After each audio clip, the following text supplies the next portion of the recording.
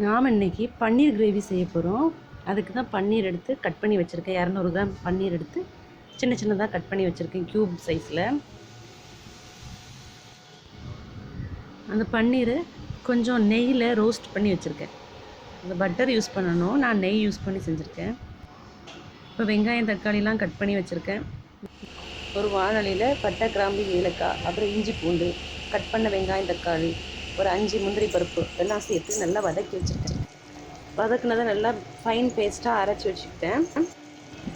வாணலியில் எண்ணெய் சேர்த்து அதுக்கப்புறம் ஒரு பெரிய வெங்காயத்தை பொடிசாக கட் பண்ணி சேர்த்துட்டு அரைச்ச விழுது இருக்குல்ல, கொஞ்சம் நல்லா வதங்கினதும் அரைச்ச விழுதுலாம் சேர்த்து கொஞ்சம் தேவையான அளவு தண்ணி விட்டு நல்லா கொதிக்கணும். லாஸ்ட்டு கொதிச்சதுக்கப்புறம் நம்ம கட் பண்ணி வச்சுருக்கோம்ல, ரோஸ்ட் பண்ணி வச்சுருக்கோம்ல, அந்த பன்னீரை அது கூட ஆட் பண்ணிட வேண்டியதுதான். ஆட் பண்ணி ஒரு 10 நிமிஷம் கழித்து ஸ்டவ் ஆஃப் பண்ணால் போதும். சூப்பரான பன்னீர் கிரேவி ரெடி. இப்போ கட் பண்ண பன்னீரை சேர்த்துட்டேன்.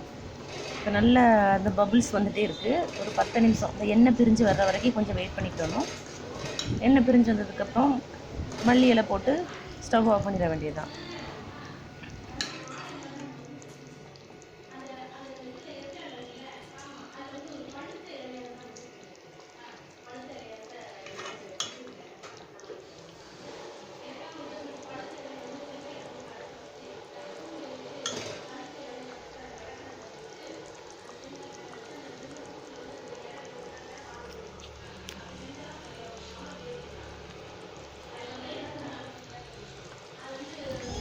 ரொம்ப ரொம்ப சூப்பரான பன்னீர் கிரேவி ரெடி ஆகிட்டு சப்பாத்தி கூட சாப்பிட போகிறோம்.